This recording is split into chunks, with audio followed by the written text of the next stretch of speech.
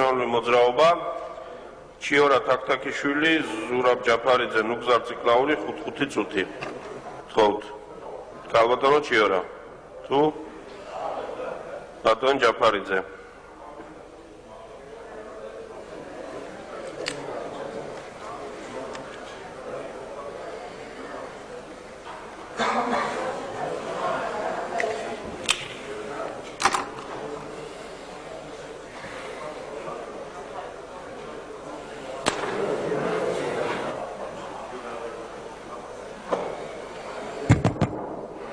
მოგესალმებით.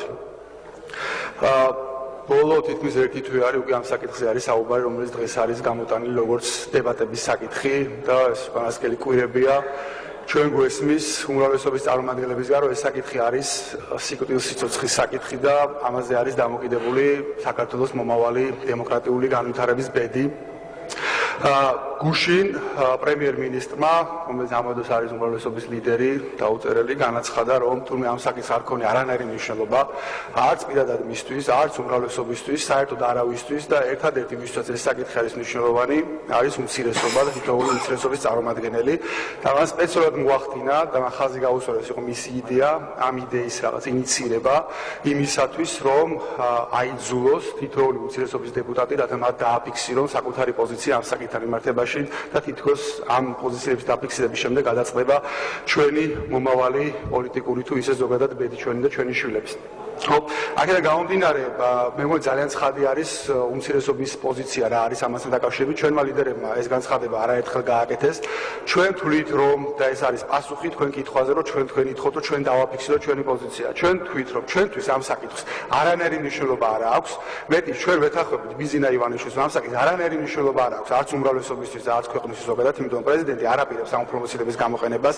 მეტიც, რამდენიმე თვეში ეს საკითხი ისედაც დარეგულირდება, როდესაც ძალაში შევა კონსტიტუციის ახალი რედაქცია და შესაბამისად ერთადერთი განსხვავება ჩვენ პოზიციასა და პრემიერ-მინისტრის პოზიციას შორის არის ის, რომ ამას ჩვენთვისაც არანაირი მნიშვნელობა არ აქვს უმცირესობისთვის.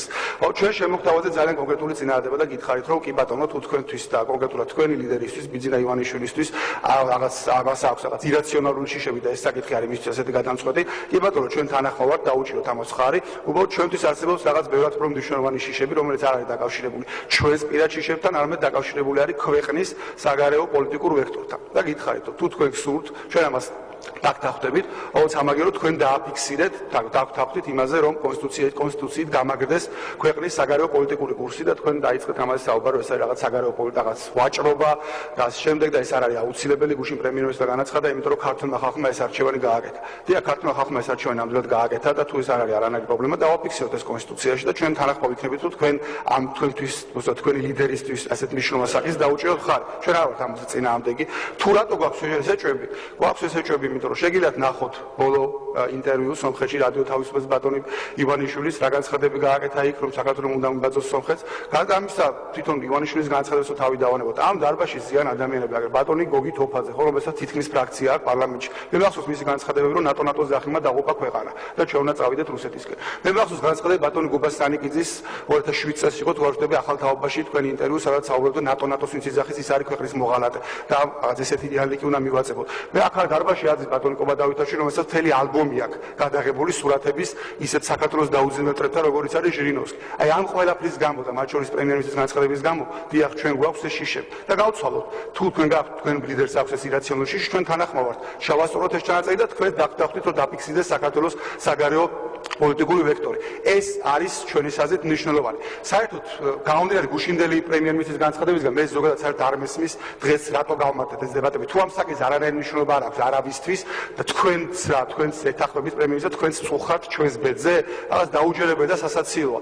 და ეს არის უაზრო დროის კარგვა, ჩემი აზრით. ჩვენ უკვე და ეს სამწუხარო ყველაზე მთავარი პრობლემა ის არის, რომ დროს მარტო დღეს კი არ კარგავთ. დროს კარგავთ და ეს გახდა უკვე ტრადიცია, ხო? მთელი საშემოდგომო სესია დაუთმეთ იმას, რომ რაღაც ხორკლებს ვითვლით პრეზერვატივზე. და დღევანდელი ინიციატივა წავიკითხე კიდე ბატონი გუჯაბიძის და დიდი ალბათობით მთელ საგაზაფხულო სესიას თუ არა დიდ დროს დაუთმოთ იმაზე, რომ ვარჩიოთ რაღაც კინტოს სამოსი არის თუ არა ეროვნული სამოსი თუ ეს რაღაც ვიწრო კულტურული რაღაც ურბანული კულტურის ნაწილი არის.